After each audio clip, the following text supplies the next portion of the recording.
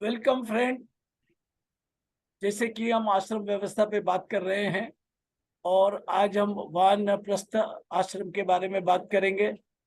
और हमारे साथ हमारे चहीते डॉक्टर एस श्रीनिवासन जी है।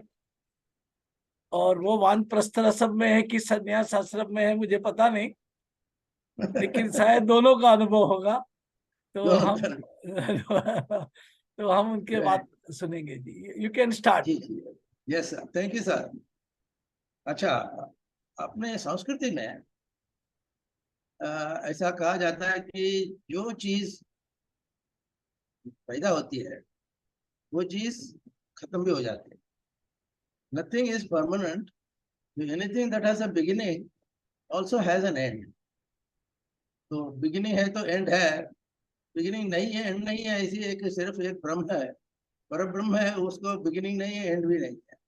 बाकी सभी चीजों को आपको मुझे प्रेसिडेंट, प्राइम मिनिस्टर, बड़े बड़े बिजनेसमैन, सब लोगों का जो बिगिनिंग होता है तो एंड होता है। We have seen it in some cases like say Vijay Mallya हमने देखा ऐसा। और बड़े बड़े कलाकार आते हैं जाते हैं। तो बिगिनिंग है तो एंड है। That is Indian psychology, Indian philosophy.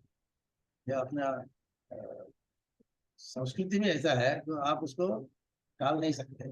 Sir तो संस्कृति में नहीं है, ये जी लाइफ का यूनिवर्सल फंडामेंटल लॉ है। जी हाँ, जी हाँ, जी हाँ, बिल्कुल बिल्कुल। अपनी तो अभी संस्कृति ने उसको मान लिया है, बाकी संस्कृति अभी सोच रहा है।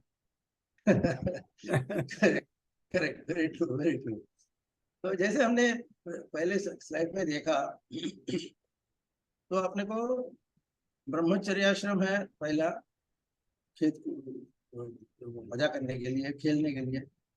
फिर गृहस्थ आश्रम है जहाँ पर हम फैमिली का रिस्पॉन्सिबिलिटीज निभाएंगे। अभी वो दोनों चीजों को निभाने के बाद अपने को जो दिखता है वो वानप्रस्थ आश्रम। ये जैसे जैन साहब ने बहुत अच्छी तरह से कहा, मैं वानप्रस्थ में हूँ या कि संन्यास में हूँ। वो कहना मुश्किल।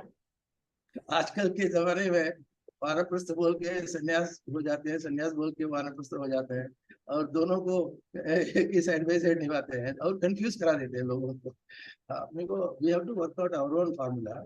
और ऐसा है कि it's better to finish your गृहस्थ रिस्पॉन्सिबिलिटी। मतलब क्या है, ये एक आश्रम का रिस्पॉन्सिबिलिटी अधूरा छोड़ के दूसरा आश्रम पे जाने की जरूरत नहीं है, इनफैक्ट जाना नहीं चाहिए। तो गृहस्थ आश्रम के रिस्पॉन्सिबिलिटी होने के बाद वानप्रस्थ शुरू कर। we will see in real life also. Filhal, lot of these godmen, lot of these jnanis and munis and other people, they don't know in which ashram they are in. For them, it is better to be very clear. तो ये जो एक छोटा सा picture है, it only showing you how in a rural setting, in a one is a forest.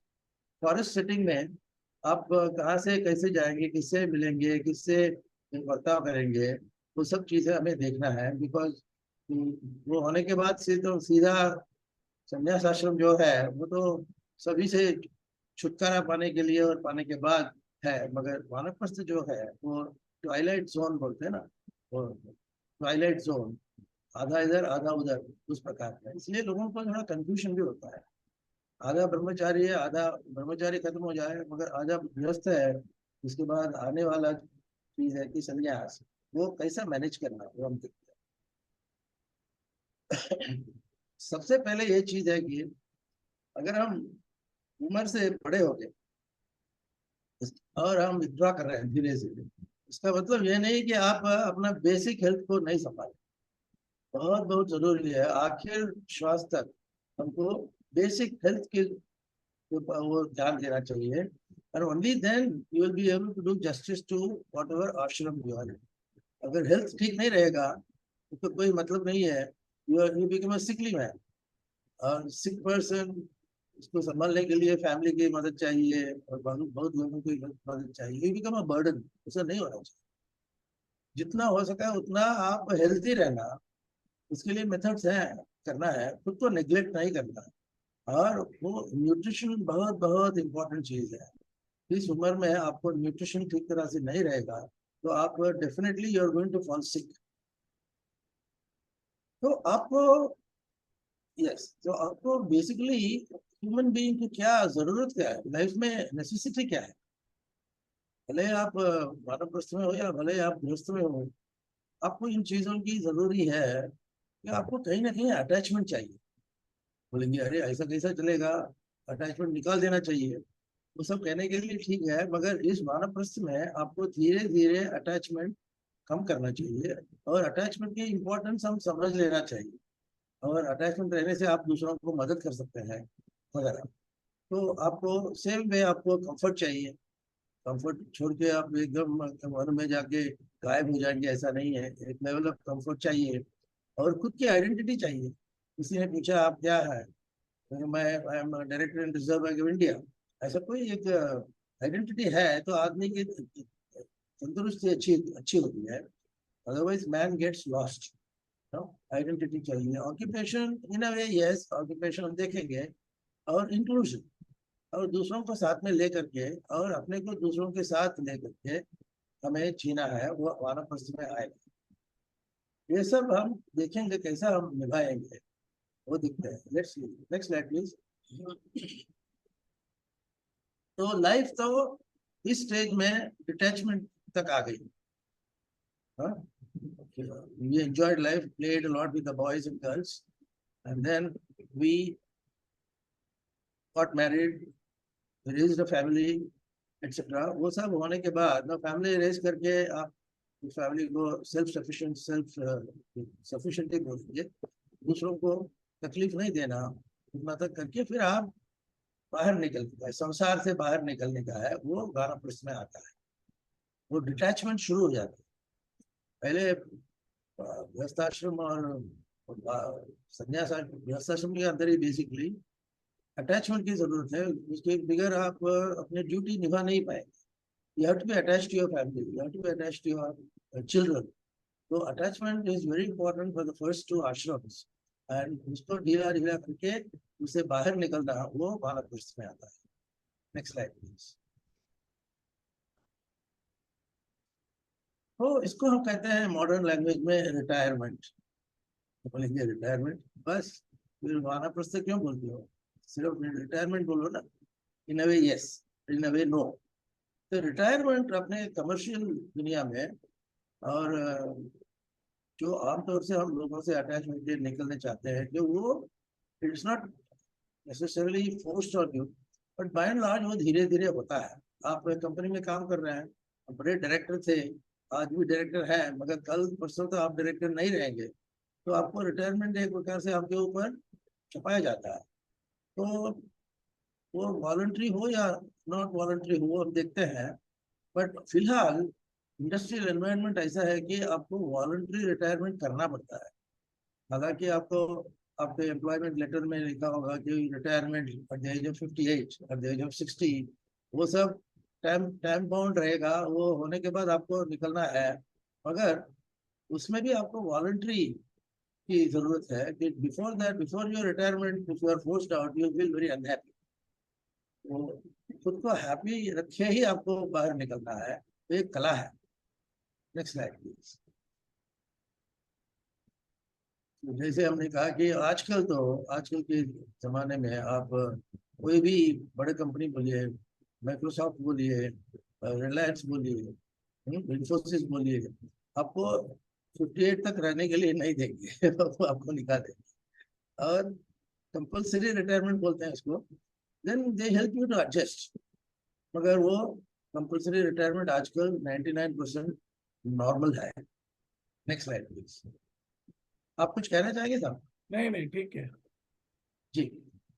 तो उस time पे आप LIC एजेंट आ जाते हैं, आपके दरवाजे पे खटखटा रहे हैं, बोले जो मैं LIC वाला हूँ, आपके लिए मैं ये लेके आया हूँ, वो लेके आया हूँ। बहुत जरूरी है, very important. LIC is doing a big service. LIC business तो करती ही है, और कोई भी इंश्योरेंस एजेंसी करती है, मगर they are also doing a big service. लोगों को बताते हैं कि भाई आप, आपकी उम्र ऐसा हो गया, आपको निकलना पड़ेगा, आपको रेगुलर इनकम तो बंद हो जाएगा, तब आप क्या करेंगे? आपके फैमिली रिस्पॉन्सिबिलिटी कंप्लीटली खत्म नहीं हुए हैं, अभी भी जारी है। उस स्टेज में आपको एक संभाल के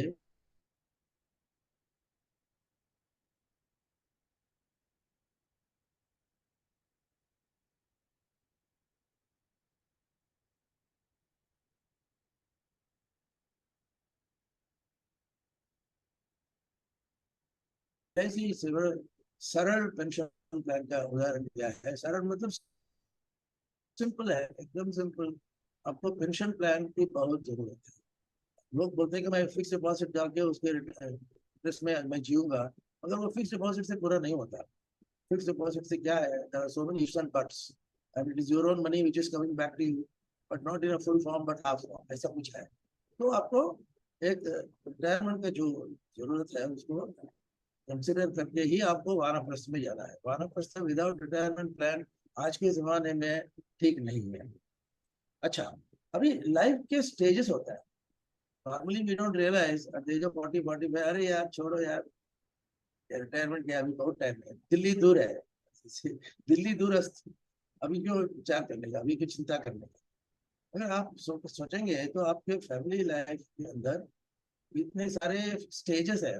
पहले स्टेज में आप बैचलर थे, और दूसरे स्टेज में आप शादी होके न्यूली मैरिड कपल के रूप में थे, और तीसरे स्टेज में नेस्ट कहा जाता है, तो घोंसला बोलते हैं। पक्षियों का एक नेस्ट होता है जहाँ पर पक्षियाँ आके अपना एग डाल सकते हैं, पैदा यार वो डाल सकते हैं, ताकि वो एक become full fledged birds. Birds will start flying, once a bird flies you are free, bird is free you are free। तो उसको नेस्ट बोलते हैं।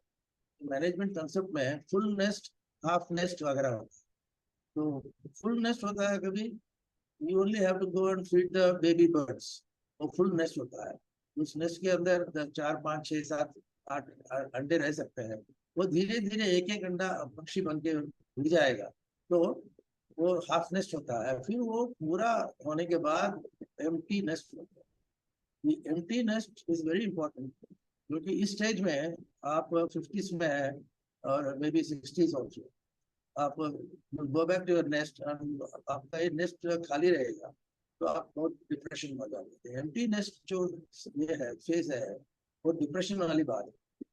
आप घर वापस आते हैं, घर के अंदर कोई नहीं है, आप दरवाजा खटखटाएंगे, कोई नहीं है, फिर आप ही खुद ही अपने चाबी लेके दरवाजा खोल के अंदर जाते हैं। फिर आपको खुद ही ये करना, कुकिंग करना पड़ेगा, खुद ही साफ सफाई करना पड़ेगा। ये सब एम्प्टीनेस हो जाता है, आदमी बहुत डिप्रेस हो जाता है। तो एम्प्टीनेस को कैसा मैनेज करना, वो वानप्रस्थ आश्रम के अंदर आता है। And you have to anticipate. आप ऐसा मत समझो कि दिल्ली दूरस्थ करके आपका नेक्स्ट एम्प्टी होता जा रहा है, आप उसकी तरफ ध्यान नहीं देख रहे हैं, तो बहुत बुरी बात है कि यहाँ पे लोग एंजाइटी हो जाते हैं, एंजाइटी न्यूरोसिस हो जाता है, हाँ, और फिर डिप्रेशन भी हो जाता है, फ्रैंक डिप्रेशन हो जाता है। इतना है कि कोई लोग सुइसाइड भी कर लेता है। So all this can be avoided, should be avoided. उसके लिए स्कीम्स हैं, but you should have an open mind. आप उस लेवल पे पहुंचने के बाद, अरे इस जमाने में ऐसा हुआ रखा था, अच्छा था, अच्छा था, अरे पास्ट टेंस में रोना छोड़ो, रोना धोना छोड़ो, आगे देखो।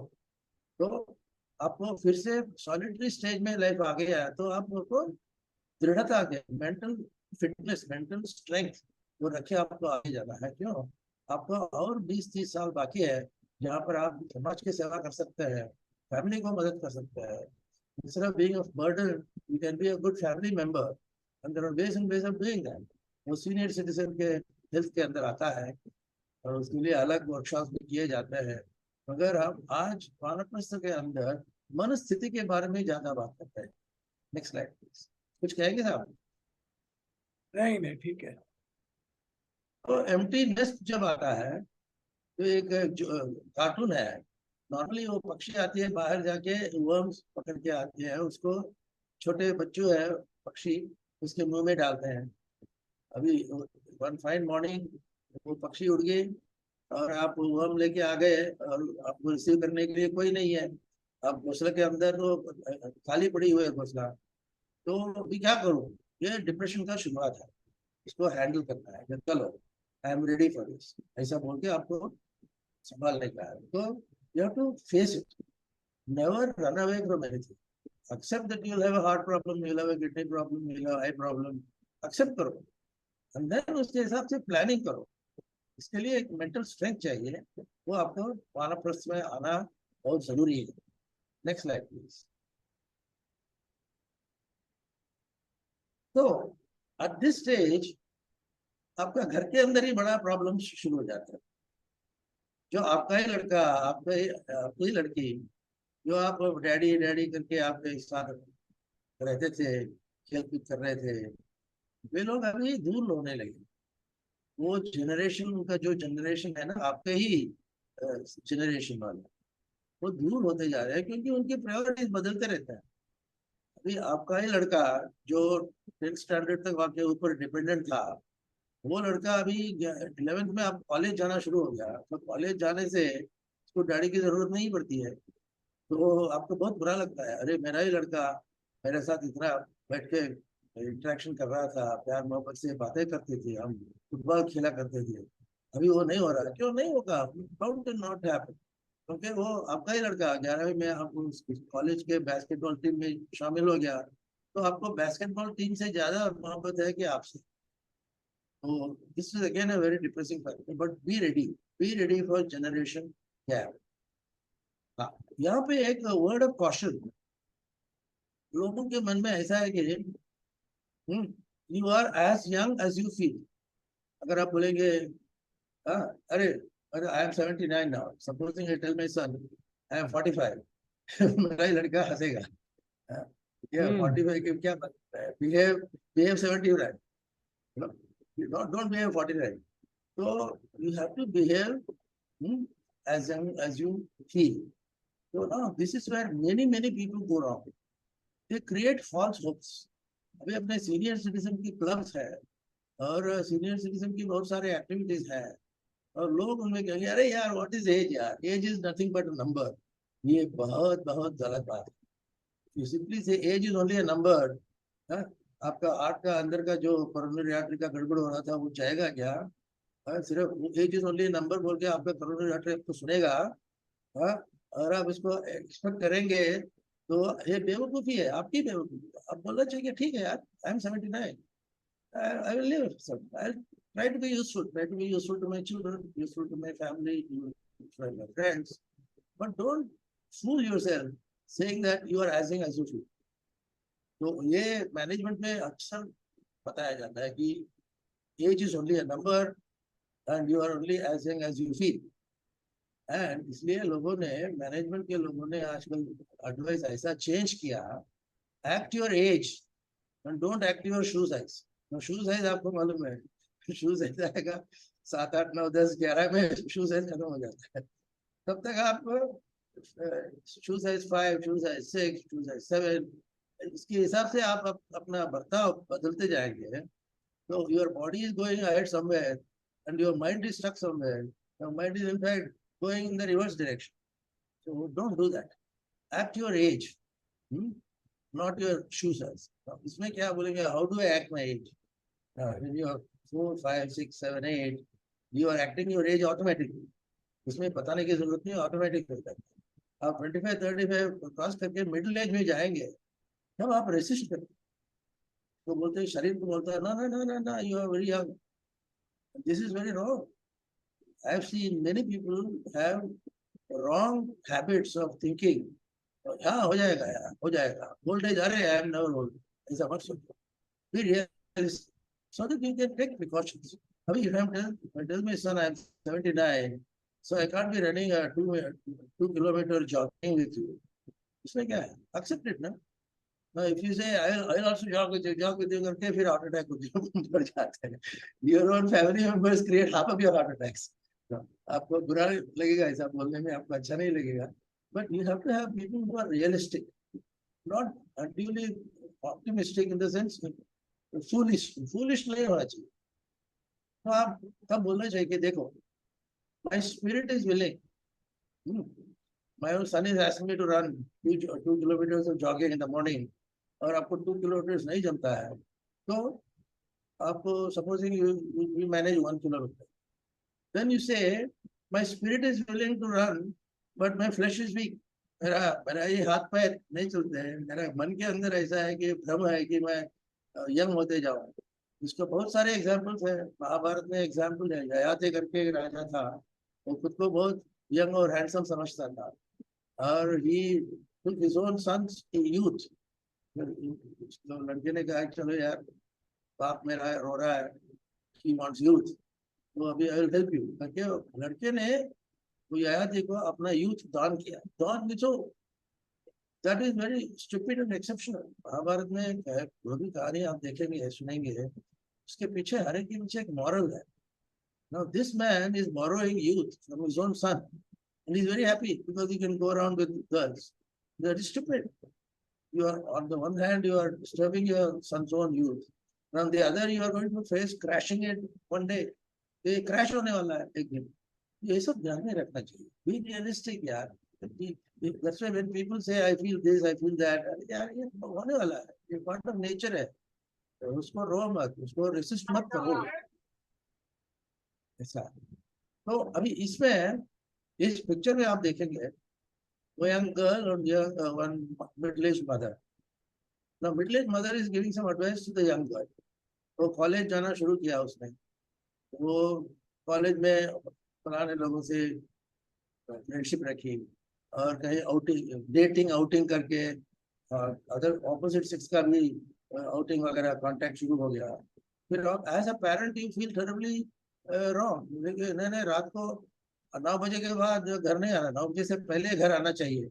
आप कितने भी बोलेंगे, आपके लड़का लड़की 9 बजे के बाद ही आएंगे, क्योंकि उनका एक्टिविटीज उनकी दुनिया तो 9 बजे के बाद ही शुरू हो जाती है। तो आपको एटलीस्ट ऐसा देना है कि भैया रात को हाँ आपको रहना पड़ेगा, but you take precaution. How do you take precaution? You choose your company correctly. Think about it और लोगों से कन्विंस करो, लोगों को कन्विंस करो यार, डोंट फोर्स मी।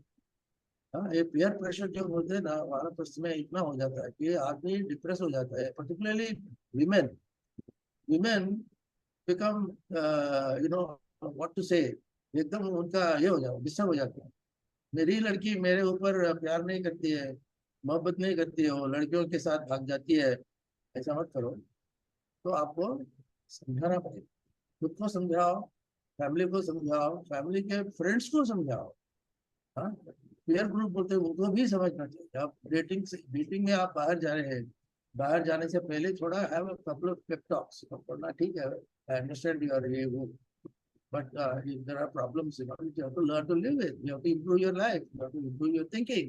ये सब कम्युनिकेट करने से हाँ, ये खासे जो आप लगता है कि वो ताली बजना चाहिए, वो दोनों तरफ से अंडरस्टैंडिंग होता है। इसको इसको कम्युनिकेशन बोलते हैं। कम्युनिकेशन गैप नहीं रहना चाहिए। It's more easily said than done. Communication gap तो रहने वाला ही है, फिर भी आपको उसको मिनिमाइज करना, उसको कम करना है। तो इसलिए आपको दोनों हाथ से ताली बजाने जैसा प्रैक्टिस शुरू करिए, and that will help you in college life. And college life तो usually 5 to 6 to 7 to 10 years ही होता है। तो कॉलेज में आपको ये सब संभाल के रहना बहुत जरूरी है, तब आपका वहाँ ट्रस्ट चालू है। तो this you have to manage. यहाँ पे parents directly can't help, but we have to do that. Next slide please.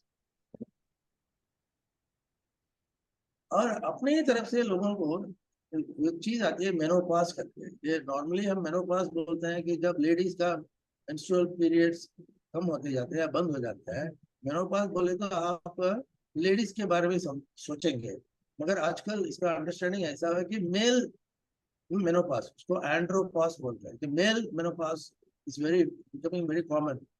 क्योंकि ये सेम प्रॉब्लम है। Men are busy running here and there, doing playing games, running, taking business trips and making meetings and ये वो, and side by side उसका testosterone level कम हो जाता है, तो उसका मेल मेनोपॉज शुरू हो जाता है। And that is again a same problem of depression, loss of confidence and over projection, wishful thinking वगैरह वगैरह शुरू हो जाता है। सो मेनोपॉज मेल और फीमेल दोनों में होते हैं, और मेल में होता है तो जरा आप उसको स्लाइटली डिफरेंट लैंग्वेज किया जाता है। मेनोपॉज बोले तो लेडीज का होता है, but be ready for it. तो आपको ये हेडेक्स आएंगे, जॉइंट पेन्स आएंगे, डिप्रेशन आएंगे, मूड चेंजेस आएंगे, बिना कारण आप डिप्रेशन में चले जाएंगे, बिना कारण अभी you go over aggressive, because you want to help, you want to impress your friends वगैरह। वो सब आपको बैलेंस रखना बहुत जरूरी है, वो मेनोपॉज में आएगा। Next slide. तो ग्रेजुअली आप एक स्टेज में पहुंचते हैं कि जहाँ पर आपके बच्चे बड़े हो जाते हैं और आपके बच्चे आपको टाइम नहीं दे सकते हैं, और आपके बच्चे आपको अदर देन मॉनेटरी हेल्प बैठ के कॉन्फिडेंस में ले करके 1-to-1 करते हैं, वो फॉर वॉक टुगेदर वगैरह, वो होना मुश्किल हो जाता है क्योंकि उनको टाइम नहीं है। आपका ही लड़का, जो आप 60-65 तक पहुंच गए हैं, आपका ही लड़का 40 में है, इसका बिजनेस चालू है, बिजनेस जोर से चल रहा है और बिजनेस ग्रो करना चाहता है। लोग भी बोलते हैं चलो यार बिजनेस, क्रिएट मोर बिजनेस वगैरह, मगर वो नहीं हो पाता। तो तब आपको प्रायोरिटीज, लाइफस्टाइल चेंज करना पड़ेगा। Instead of leaving your parents just like that, you have to create a good environment जहाँ पे old age homes are playing a very important role. इसमें बड़ा मानने की कोई जरूरत नहीं है। Old age homes are also a vital thing. You can't be 24/7 with your own son, and if you are doing that, उसका धंधा ठपट हो जाएगा। So अपना बिजनेस संभालते हुए, या कभी कभी फॉरेन जाने का चांस मिलता है, आपका ही लड़का फॉरेन चला गया और न्यूयॉर्क में बैठा है, कैलिफोर्निया में बैठा है, और वो यहाँ पे इंडिया में देखने के लिए कोई नहीं है। ऐसे कितने ही केसेस हैं। हाँ, बहुत बहुत children are abroad and you don't know what to do. तो उनको संभालने के लिए ओल्ड एज होम्स का जो कॉन्सेप्ट है, उसको रेस्पेक्ट करो। Don't don't make fun of it. अरे तुम्हारा लड़का क्या है यार, वो उसको ओल्ड एज होम में बिठा दिया है बोलने वाले हैं, आपको डिलिबरेटली नर्वस करने वाले, कराने वाले हैं। तो आपको यहाँ भी आपका एक स्ट्रेंथ ऑफ माइंड चाहिए कि yes, my son has gone to California, he's making good money, he remembers me, रोज उसका फोन होता है, और खाना पीने का अलग तरीका, अलग ढंग से किया जाता है, but he is taking care of me. ये असर्टिवली बोलने के लिए ओल्ड एज में आपको एक ये होना चाहिए कि वो मेरे लड़के ने ऐसा कर दिया, मेरे लड़के ने वो ऐसा कर दिया, ऐसा नहीं करना। Old age home is very important because they take good care of you. Nutrition अच्छा होता है, खाना अच्छा होता है, और अपने ही ग्रुप के साथ इंटरेक्ट करना अच्छा होता है। ये मेंटल स्ट्रेंथ बढ़ता है। और वे लोग पिकनिक पे जाते हैं, कभी कलसुबाई चलेगी, कभी खंडाला चलेंगे, we also join, so you can lead a much better quality of life. तो आपको कहीं ना कहीं अपने ही परिवार से डिटैचमेंट शुरू करके, डिटैचमेंट बढ़ा के जीना बहुत बहुत जरूरी है। और बुद्ध जी ने, गौतम बुद्धा ने कहा कि the root of suffering is attachment.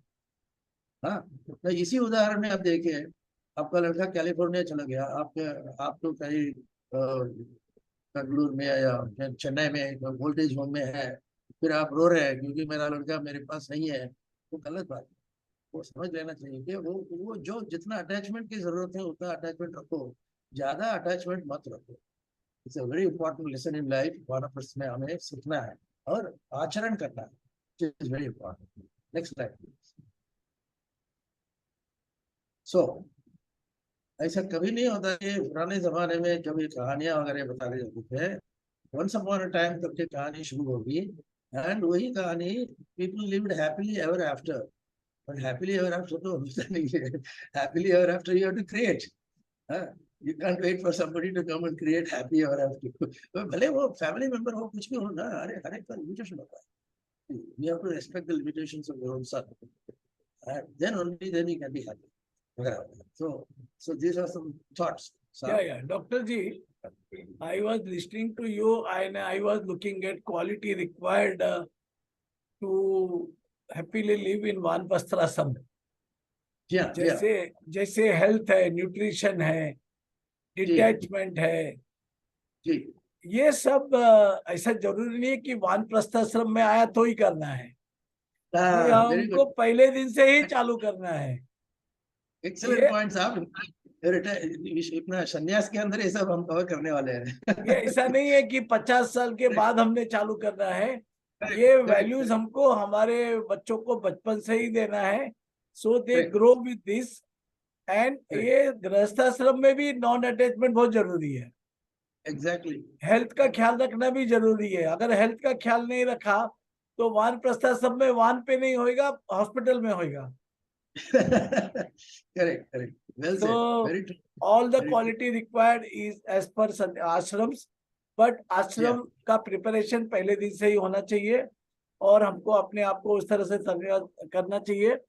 Doctor साहब, thank you so much and we look forward for your ashram, that is Sannyasashram, next time. Thank you so much. Thank you, sir. With your help, I'm sure I can do justice. Thank you. उसके बाद एक उपराश्रम भी है, वो भी करेंगे। वो तो है, वो रेडी है, अपने तैयार। ओके।